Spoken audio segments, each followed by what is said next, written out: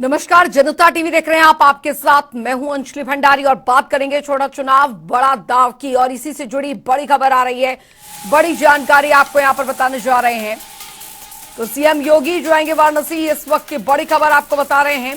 काशी विश्वनाथ में दर्शन पूजन करेंगे, ये बड़ी जानकारी। वाराणसी जाएंगे मुख्यमंत्री योगी आदित्यनाथ। लखनऊ से आ रही बड़ी खबर, निकाय चुनाव पर कार्यकर्ताओं से चर्चा करेंगे मुख्यमंत्री। तो बेहद बड़ी जानकारी आपको बता रहे हैं। लखनऊ से सीएम योगी जाएंगे वाराणसी, तो काशी विश्वनाथ में सबसे पहले दर्शन पूजन करेंगे। धर्मेंद्र चौबे संवाददाता वाराणसी से हमारे साथ जुड़ गए हैं फोन लाइन पर। धर्मेंद्र, मुख्यमंत्री योगी आदित्यनाथ वाराणसी आ रहे हैं, कितने बजे उनका आगमन है, क्या कुछ उनके कार्यक्रम रहेंगे? देखिए अंजलि, अभी तक जो संभावित प्रोटोकॉल है, दोपहर के लगभग 1 बजे वाराणसी मुख्यमंत्री योगी आदित्यनाथ पहुंचेंगे और उसके बाद वो विश्वनाथ मंदिर में मत्था टेक वाराणसी से निकाय चुनाव का शंखनाद करेंगे और कार्यकर्ताओं के साथ लगभग 1.5 से 2 घंटे बैठक चलेगी। क्योंकि वाराणसी लगभग 20 सालों से बीजेपी का कब्जा रहा है और बीजेपी ये नहीं चाहती कि प्रधानमंत्री के संसदीय क्षेत्र में किसी प्रकार की सेंध लगाई जा सके। तो कहीं न कहीं उस चीज को लेकर खुद उत्तर प्रदेश सूबे के मुखिया उत्तर प्रदेश के मुख्यमंत्री योगी आदित्यनाथ ने कमान उत्तर प्रदेश की संभाल ली है। निकाय चुनाव की दोनों डिप्टी सीएम को कमान दे दी गई है और बीजेपी भारतीय जनता पार्टी किसी प्रकार की वाराणसी सीट से मेयर पद के लिए कोई कसर नहीं छोड़ना चाहती। क्योंकि 20 सालों का जो रिकॉर्ड है वो कहीं डैमेज न हो, क्योंकि सपा और कांग्रेस ने ग्राउंड लेवल के कार्यकर्ताओं को उतार दिया है। क्योंकि अगर जातिगत समीकरण की बात अंजलि की जाए तो मैं बताना चाहूंगा कि भारतीय जनता पार्टी के मेयर पद के प्रत्याशी ब्राह्मण और समाजवादी पार्टी से छत्री और वहीं कांग्रेस की बात की जाए तो श्रीवास्तव, तो तीनों जो समीकरण देखते हुए तीनों पार्टियों ने धुरंधरों को उतारा है। ये काफी डैमेज करने वाली स्थिति बन रही है। जो 20 साल का कब्जा बीजेपी का है कहीं न कहीं डगमगाने की ओर इशारा कर रहा है। तो उसको लेकर मुख्यमंत्री योगी आदित्यनाथ ने खुद कमान संभाल ली है और आज पार्टी कार्यकर्ताओं में निकाय चुनाव को लेकर वो बिगुल फूकेंगे ताकि भारतीय जनता पार्टी का जो मेयर पद है वाराणसी प्रधानमंत्री के हॉट सीट संसदीय क्षेत्र का, वो किसी अन्य पार्टी के हाथ में न जाए। अंजलि बिल्कुल। और धर्मेंद्र, क्योंकि मिशन 2024 से पहले इस तरीके के जो चुनाव हैं वो बेहद महत्वपूर्ण हो जाते हैं हर लिहाज से, और जाहिर तौर पर इसका असर जो है वो काफी दूरगामी रहता है। शायद यही वजह है कि बड़ी तैयारी छोटे चुनाव को लेकर। देखिए अंजलि, सबसे बड़ी बात बताना चाहूंगा, चूंकि ग्रामीण क्षेत्र जो निकाय चुनाव में लगभग 20 ग्रामीण क्षेत्र जुटे हैं, 20 पार्षद, तो कहीं न कहीं उसका असर देखने को इस बार मिल सकता है। क्योंकि अभी तक जो शहरी क्षेत्र था उसमें बीजेपी का गढ़ माना जा रहा था, लेकिन कुछ ऐसे ग्रामीण क्षेत्र जुटे हैं इस बार, उसको लेके इसलिए मुख्यमंत्री योगी आदित्यनाथ स्वतः ब्रीफिंग करने आए हैं और ग्राउंड लेवल को जानने आए हैं कि क्या स्थिति है वास्तविक, क्या जो सीटें बढ़ी हैं ग्रामीण क्षेत्रों की इंक्लूड की गई हैं उसमें क्या स्थिति है और क्या नई सीटें हैं, क्या समीकरण बैठे और किस तरीके से समीकरण बैठाया जाए। तो उसको लेके कार्यकर्ताओं को ब्रीफ करेंगे। क्योंकि ग्रामीण क्षेत्र और शहरी दोनों मर्ज होने के बाद लगभग 100 सीटों की लड़ाई है। 16.5 लाख मतदाता है, वो वाराणसी के जो मेयर सीट है उसका भविष्य तय करेंगे। अंजलि, चलिए, बहुत बहुत शुक्रिया धर्मेंद्र आपका इस तमाम जानकारी के लिए। आपसे आगे भी अपडेट लेते रहेंगे इस खबर पर। आगे बढ़ेंगे, एक और बड़ी खबर की ओर करेंगे। बड़ी जानकारी आ रही है वो आपको बताने जा रहे हैं। तो बड़ी खबर, बड़ी जानकारी बता दें आपको, बीजेपी आज जारी करेगी दूसरे चरण की लिस्ट। ये इस वक्त की बड़ी खबर। लखनऊ से बीजेपी अपने दूसरे चरण की लिस्ट आज जारी करेगी। दूसरे चरण के प्रत्याशियों की लिस्ट आज जारी होगी। 24 को नामांकन करने की अंतिम तिथि है। तो 7 मेयर निगम के नाम आज घोषित किए जाएंगे। ये इस वक्त की बड़ी खबर। बीजेपी आज दूसरे चरण की लिस्ट जारी करेगी। लखनऊ से आ रही बड़ी खबर, भूपेंद्र चौधरी कल गए थे दिल्ली और 24 को है नामांकन करने की अंतिम तिथि। ये इस वक्त की बड़ी खबर, बड़ी जानकारी। बीजेपी आज जारी करेगी दूसरे चरण की लिस्ट। ये बड़ी खबर। तो लिस्ट पर दिल्ली हाईकमान से मोहर लग चुकी है और आज ये लिस्ट जारी कर दी जाएगी। अनूप कुमार संवाददाता हमारे साथ लखनऊ से सीधे जुड़ गए इस खबर पर ज्यादा जानकारी के साथ। अनूप, बीजेपी आज अपनी दूसरे चरण की लिस्ट जारी करने जा रही है। देखिए अंजलि, निकाय चुनाव के दूसरे चरण की आज भारतीय जनता पार्टी लिस्ट जारी करेगी, क्योंकि 24 तारीख आखिरी तारीख है नामांकन की। आज 23 तारीख हो गई, यानी सिर्फ आज को मिलाकर 2 दिन ही बचे हैं कि नामांकन प्रक्रिया पूरी होने को लेकर के। जिस तरीके से लगातार बैठकों का दौर जारी रहा, भारतीय जनता पार्टी उत्तर प्रदेश संगठन में लगातार बैठकें हुई, एक पैनल पूरा तैयार किया गया कि जो जिताऊ प्रत्याशी समीकरण के हिसाब से जो आवेदन आए थे उनमें स्कैनिंग की गई। स्कैनिंग करने के बाद फिर जो संगठन मेन बॉडी की जो बैठक हुई, उसके बाद 21 तारीख को कोर कमेटी की बैठक शाम को मुख्यमंत्री योगी आदित्यनाथ की अध्यक्षता में हुई थी। दोनों डिप्टी सीएम उस बैठक में मौजूद थे। यूपी बीजेपी प्रदेश अध्यक्ष भूपेंद्र चौधरी, संगठन मंत्री धर्मपाल सिंह इस बैठक में मौजूद थे। क्योंकि 9 मंडल और 27 जिले, 7 महानगर, इन सब प्रत्याशियों पर गहनता से चर्चा हुई। उसके बाद जो हालांकि भारतीय जनता पार्टी में अंतिम मुहर जो होती है वो केंद्रीय नेतृत्व की लगती है।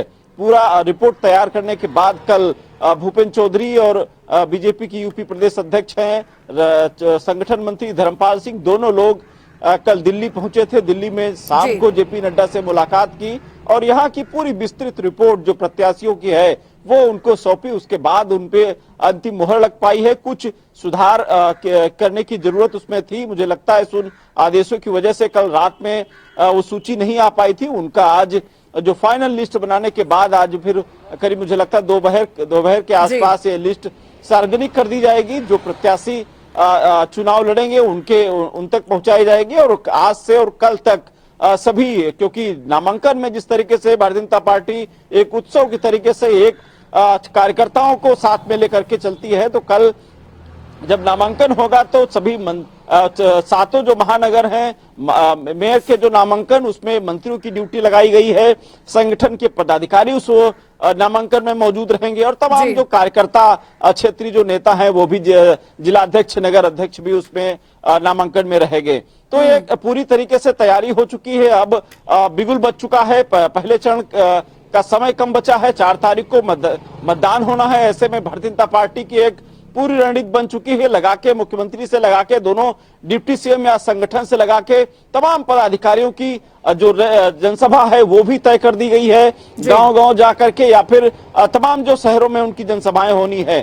तो ये कहा जा सकता है कि पूरा खाका तैयार हो चुका है। अब भारतीय जनता पार्टी चूंकि माइक्रो लेवल पर काम किया है, अब देखने वाली बात होगी कि ग्रामीण क्षेत्र की जनता हो या फिर शहर क्षेत्र की जनता भारतीय जनता पार्टी को कितना पसंद करेगी। हालांकि सभी पार्टियां, चाहे समाजवादी पार्टी की बात करें या फिर बीएसपी की बात करें या कांग्रेस की बात करें, चुनाव भले ही छोटा हो लेकिन इसका रूप जिसके पीछे कहीं न कहीं लोकसभा चुनाव देखा जा रहा है, यानी लोकसभा चुनाव का सेमीफाइनल कम नहीं है। इसी वजह से सभी पार्टियां कोशिश कर रही हैं इस चुनाव में बेहतर प्रदर्शन करें, उनके पास जो जिताऊ प्रत्याशी हों, उनके जो खुद के वोटर्स हैं पार्टी के, वो उनके साथ में रहें। और इसी वजह से लगातार पार्टियां जातिगत समीकरण बिठाने को लेकर बात करें या फिर जो क्षेत्रीय जो लोग हैं, लोकप्रियता जिनकी है, उन पर दांव खेलने का काम कर रही हैं इस बार। बिल्कुल अनूप, और इसी को लेकर लगातार बैठकों का दौर भी चल रहा है निकाय चुनावों को लेकर। एक तरफ वाराणसी में भी मुख्यमंत्री योगी आदित्यनाथ जो हैं वो बैठकें कर रहे हैं जाहिर तौर पर, और आज बीजेपी अपनी दूसरे चरण की जो लिस्ट है वो भी जारी करने वाली है। जाहिर तौर पर मिशन 2024 को लेकर ये चुनाव बहुत महत्वपूर्ण हो जाते हैं हर लिहाज से, और ये बीजेपी समझती है खासकर उत्तर प्रदेश की राजनीति में। अब देखिए अंजलि, बिल्कुल सही बात है कि जिस तरीके से लगातार इस चुनाव को लेकर के असमंजस की स्थिति रही, लेकिन अब कहीं न कहीं सभी पार्टियां, ये 1-2 पार्टी की बात नहीं कह रहा हूं, क्योंकि समाजवादी पार्टी कोशिश कर रही कि इस चुनाव में बेहतर प्रदर्शन करे। हालांकि पिछले अगर चुनाव की बात करें तो 2017 के चुनाव से अब के चुनाव में करीब 96 लाख जो वोटर यूथ हैं जो पहली बार वोट डालेंगे वो कहीं न कहीं निर्णायक भूमिका अदा करेंगे। समाजवादी पार्टी कोशिश कर रही है, क्योंकि अखिलेश यादव एक यूथ का प्रतीक मानते हैं, यूथ से जुड़ाव उनका काफी रहता है, तो कोशिश करेंगे कि वो यूथ जो वोटर्स है उनके पास है। और लगातार जिस तरीके से पिछले चुनाव में देखा गया है कि ग्रामीण क्षेत्र में समाजवादी पार्टी का दबदबा रहता है, उनका प्रदर्शन अच्छा रहता है, लेकिन जहां शहरी क्षेत्र में पहुंचते तहां पर बीजेपी हमेशा काबिज रही है। तो इस बार चुनाव थोड़ा सा देखने लायक हो, क्योंकि सभी पार्टियां अपना सिंबल पे चुनाव लड़ा रही हैं। जनता गुमराह नहीं होने वाली है, सब सीधे एक दूसरे से कनेक्ट है। अब देखने वाली बात होगी कि किस पार्टी को कितना वोट मिलता है और किसकी कितनी सीटें आती हैं, क्योंकि इस बार छोटी पार्टियां, आम आदमी पार्टी की बात करें, सुभाषपा की बात करें, वो भी चुनावी मैदान में उतरे हैं। निषाद पार्टी की बात करें, उन्होंने भी प्रत्याशी इस बार खड़ा किया, डॉक्टर संजय निषाद ने। तो ये कहा जा सकता है कि सभी पार्टियां बढ़ चढ़कर हिस्सा ले रही इस चुनाव में, क्योंकि ये चुनाव जो है बहुत कुछ निर्णायक भूमिका अदा करने वाला है 2024 को लेकर के। 2024 में किसका दबदबा रहेगा, किसका जलवा कायम है, ये सब बहुत सारी चीजें बिल्कुल ये सब निर्भर करती है इस चुनाव पर भी। बहुत बहुत शुक्रिया अनूप इस तमाम जानकारी के लिए। खबरों में आगे बढ़ेंगे। भाजपा विधायक और कैबिनेट मंत्री नंदगोपाल गुप्ता नंदी ने सपा नेता रहे रईस चंद्र शुक्ला को पार्टी की सदस्यता दिलाए जाने का खुलकर विरोध करने लगे हैं। रईस चंद्र शुक्ला को भाजपा ज्वाइन कराने के मामले में अब उन्होंने अपनी ही पार्टी पर सवाल खड़े कर दिए हैं। नंदी ने कहा है कि स्थानीय विधायक के रूप में मुझे विश्वास में लेना तो दूर, बिना कोई औपचारिक सूचना दिए, बिना मेरे खिलाफ समाजवादी पार्टी के प्रत्याशी के रूप में वर्ष 2022 का विधानसभा चुनाव लड़कर बुरी तरह से चुनाव हारे रईस चंद्र शुक्ला को भारतीय जनता पार्टी ज्वाइन कराने का प्रस्तावित कार्यक्रम और अपमानजनक एवं आपत्तिजनक है।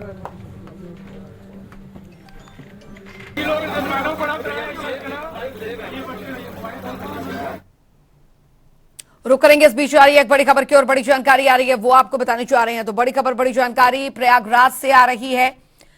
बड़ी खबर प्रयागराज से आ रही है। उमेश पाल मर्डर केस से जुड़ी आ रही बड़ी खबर। अतीक की पत्नी शाइस्ता पर बढ़ेगा इनाम, ये बड़ी जानकारी उमेश पाल मर्डर केस से जुड़ी आ रही है। अतीक की पत्नी शाइस्ता पर बढ़ेगा इनाम, 50 लाख की जगह 1 लाख अब ये इनाम जो है राशि कर दी जाएगी। अतीक की पत्नी शाइस्ता पर इनाम बढ़ेगा। शाइस्ता पर इनामी राशि बढ़ाने की तैयारियां जो है वो यहाँ पर चल रही हैं। इस वक्त की बड़ी खबर आपको बता रहे हैं, 1 लाख की इनाम राशि करने की तैयारियां जो हैं वो यहाँ पर की जा रही है। उमेश पाल केस में नामजद है आरोपी शाइस्ता। तो उमेश पाल मर्डर केस से जुड़ी आ रही बड़ी खबर आपको बता रहे हैं। अतीक की पत्नी शाइस्ता पर इनाम राशि बढ़ाने की तैयारी यहाँ पर कर ली गई है। बड़ी खबर, 1 लाख की इनाम राशि करने की तैयारियां जो हैं वो यहाँ पर कर ली गई हैं। प्रयागराज से आ रही बड़ी खबर, उमेश पाल केस में नामजद आरोपी है शाइस्ता। तो उमेश पाल मर्डर केस से जुड़ी आ रही बड़ी अपडेट आपको यहाँ पर बता रहे हैं। शाइस्ता पर बढ़ेगा इनामी राशि, तो शाइस्ता पर इनामी राशि बढ़ाने की तैयारियां जो है कर ली गई हैं। 1 लाख की इनाम राशि करने की तैयारी की गई है। उमेश पाल केस में नामजद आरोपी है शाइस्ता, जो कि अभी फरार चल रही है और लगातार दबिश जो है वो यहाँ पर दी जा रही है ताकि शाइस्ता को जल्द से जल्द ढूंढा जा सके।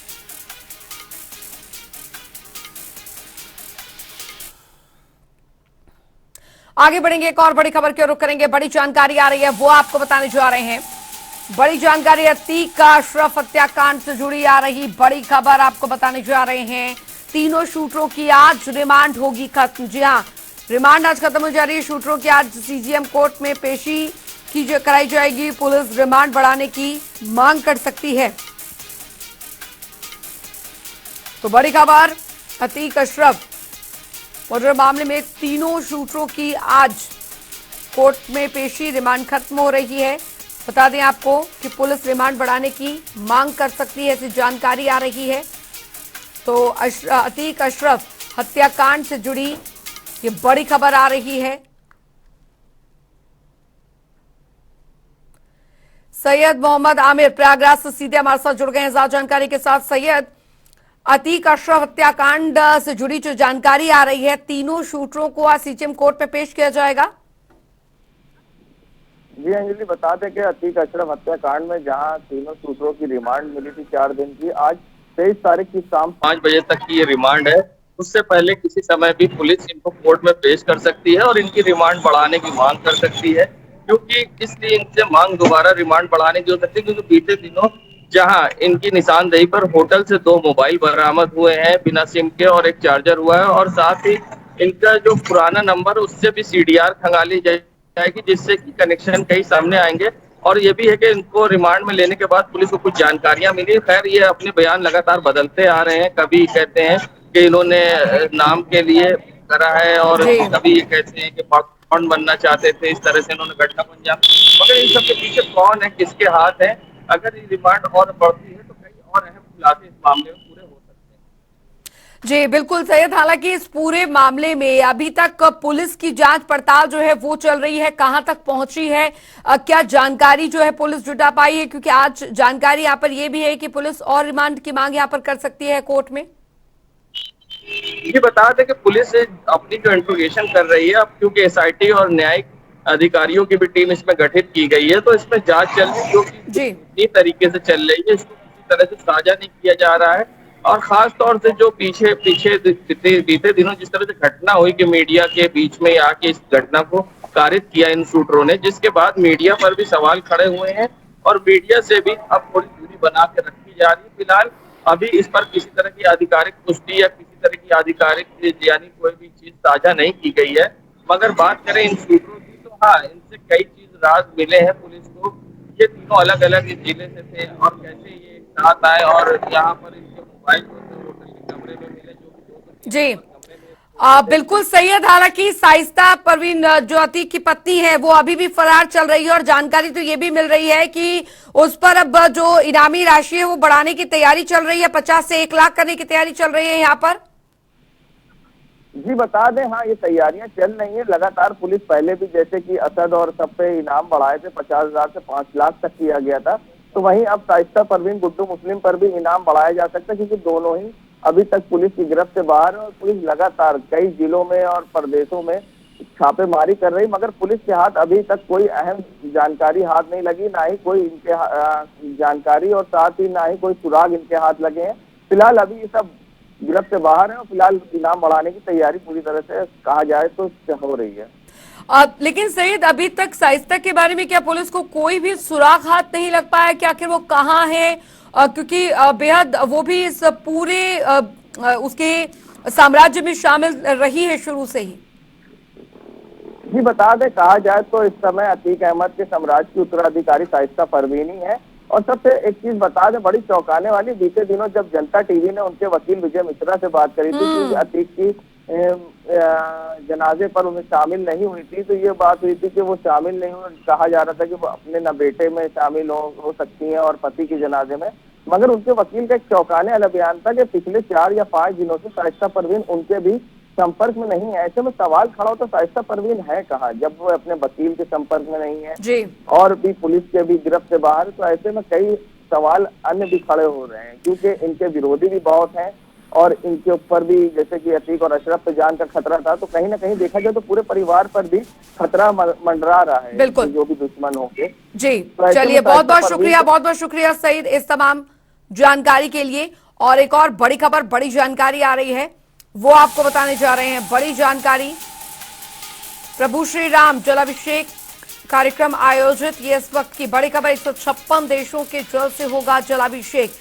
ये भव्य आयोजन कार्यक्रम में कई मंत्री शामिल होंगे, ऐसी जानकारियां मिल रही हैं। प्रभु श्री राम जलाभिषेक कार्यक्रम, और आपको बता दें जो जानकारी आए, 156 देशों के से जल लाकर यहां पर इस पवित्र जल लाकर जलाभिषेक किया जाएगा। बीएस लाठी संवाददाता अयोध्या से हमारे साथ सीधे जुड़ गए हैं ज्यादा जानकारी के साथ। बीएस लाठी, अयोध्या प्रभु श्री राम जलाभिषेक कार्यक्रम का यह आयोजन किया जा रहा है और बहुत बड़ा दिन इसलिए भी है क्योंकि यहाँ जिस जल से जलाभिषेक होना है वो 156 देशों से वो पवित्र जल लाया गया है।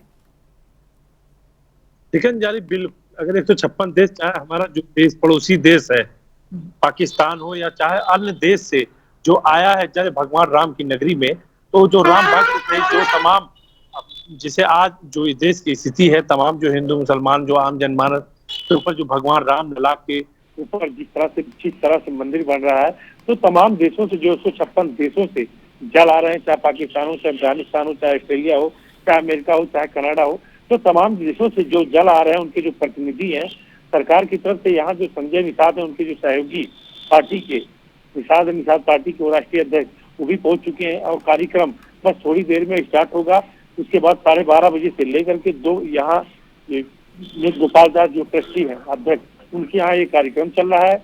उसके बाद सीधा 2 बजे, क्योंकि 11 से 2 बजे तक अंजलि मंदिर बंद रहता है, तो ये 2 बजे से कार्यक्रम शुरू होगा और 2 बजे के बाद से लेकर लगभग 4 बजे तक ये कार्यक्रम चलेगा। इसके 156 देश के प्रतिनिधि मौजूद होंगे रामलला परिसर में। तो ये बहुत बड़ा भव्य कार्यक्रम है और देश में पहली बार पूरे वर्ल्ड में अयोध्या एक साथ जो 156 देश से जलाया है भगवान रामलला वो लहराया जाएगा। उससे राम मूर्ति जो भगवान राम का स्टेचू है जो वो है उसको झुलाया जाएगा और उसे स्नान करा के मंदिर निर्माण में जो वो है वो 4 चांद लगाई जाएगी। और जो आम जनमानस की जो बात है जो ये गाथा है और ये जो भगवान रामलला की तरफ से मैसेज है 156 देश में जो जाएगा, अमन चैन की दुआ भी लोग मांगेंगे और भगवान रामलला से एक पहल और एक मैसेज सारे देश को ले जाएगा। अंजलि, चलिए बहुत बहुत शुक्रिया BS लाठी इस तमाम जानकारी के लिए। आप नजर रखें, हम आपसे आगे भी अपडेट लेते रहेंगे, बढ़ेंगे आगे। आपको बता दें कि उत्तराखंड में कल से 4 धाम यात्रा की शुरुआत हो गई है और इस यात्रा को लेकर प्रदेश प्रवक्ता मधु भट्ट ने कहा है कि दरअसल 4 धाम यात्रा को लेकर सरकार की तैयारी लगातार जारी थी और आज वह दिन भी आ गया जब 4 धाम यात्रा शुरू हो गई है। इसके साथ ही मधु भट्ट ने और क्या कुछ कहा, सुनिए। नहीं, देखिए जिस प्रकार से, क्योंकि देखिए पूरे भारतवर्ष से श्रद्धालु जो है वो आ रहे हैं उत्तराखंड में, बहुत मुझे लगता है इस बार यात्रा और अच्छी चलने वाली है। इसके लिए सरकार ने पूरी तरह से व्यवस्थाएं कर ली हैं क्योंकि यात्रा में किसी प्रकार का कोई व्यवधान न हो, यात्री सुगमता के साथ भगवान श्री बद्री केदार 4 धामों के जो हैं दर्शन कर सकें, इसके लिए व्यवस्था बनाई गई है। निश्चित रूप से उसमें जो यातायात की जो व्यवस्था रहेगी उसके लिए पूरी तरीके से चाक चौबंद कर लिए गए हैं। आपने देखा होगा, हमने जो पहले पूरी जो चाहे जो बद्रीनाथ में पहुंचे, केदारनाथ में पहुंचे, गंगोत्री पहुंचे, यमुनोत्री पहुंचे, उनके लिए पहले पंजीकरण की व्यवस्था कराई गई थी और वो पंजीकरण की व्यवस्था अभी भी लागू है। लेकिन कहीं भी कोई किसी प्रकार का व्यवधान ना हो, जिसको जहाँ पर पहले जाना है, कई लोग जो हैं पहले बद्रीनाथ जाना चाहते हैं, कई लोग पहले यमुनोत्री जाना चाहते हैं, उनकी सुविधा के अनुसार उनको किसी भी प्रकार की कोई दिक्कत ना हो, तो उसके लिए व्यवस्थाएं बनाई गई हैं। कहीं भी किसी प्रकार की कोई अव्यवस्था नहीं होने वाली। साथ जुड़ गए हैं ज्यादा जानकारी के साथ नवीन। 4 धाम यात्रा का आगाज हो गया है, किस तरीके की व्यवस्था वहां पर देखने को मिल रही है, क्या कुछ बंदोबस्त दूर देशों से आने वाले श्रद्धालुओं के लिए वहां पर किए गए हैं?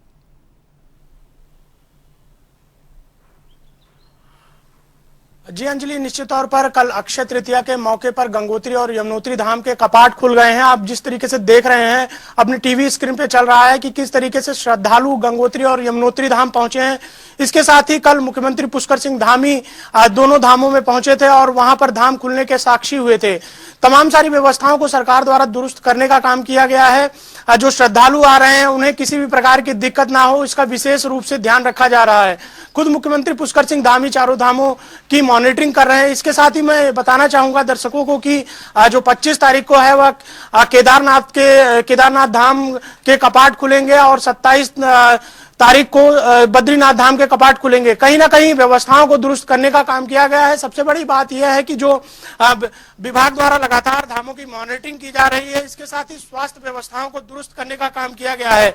कल डॉक्टर आर राजेश कुमार जो स्वास्थ्य सचिव हैं उन्होंने भी बद्रीनाथ और केदारनाथ धाम का दौरा किया है। वहां पे चिकित्सालयों की जो व्यवस्थाएं हैं उसे देखा है। इसके साथ ही उन्होंने साफ तौर पर कहा है कि जो भी व्यवस्थाएं हैं उन्हें यात्रा मार्ग है वहां पर चिकित्सकों की तैनाती भी कर दी गई है। तो कहीं ना कहीं स्वास्थ्य सचिव भी इसको गंभीरता से लिया है और खुद मुख्यमंत्री पुष्कर सिंह धामी लगातार मॉनिटरिंग कर रहे हैं, क्योंकि 4 धाम यात्रा उत्तराखंड के लिए बहुत ही महत्वपूर्ण यात्रा देश से नहीं बल्कि विदेशों से भी श्रद्धालु और जो पर्यटक 4 धामों की तरफ आते हैं। इसके साथ ही अगर पुलिस प्रशासन की बात की जाए तो व्यवस्थाओं को दुरुस्त करने का काम किया गया है। चप्पे चप्पे पर पुलिस की तैनाती की गई है कि किसी भी प्रकार से यात्रियों को दिक्कतों का सामना न करना पड़े। सबसे बड़ी बात यह है कि जो रहने की व्यवस्थाएं हैं 4 धामों में उसको दुरुस्त करने का काम किया गया है। चाहे गढ़वाल मंडल विकास निगम की बात की जाए या फिर अन्य विभागों की बात। चलिए बहुत बहुत शुक्रिया नवीन शुक्ला इस तमाम जानकारी के लिए। 4 धाम यात्रा का आगाज हो चुका है और इसी के साथ श्रद्धालुओं का पहुंचना भी शुरू हो चुका है। वक्त एक छोटे से ब्रेक का, आप बने रहिए जनता टीवी के साथ।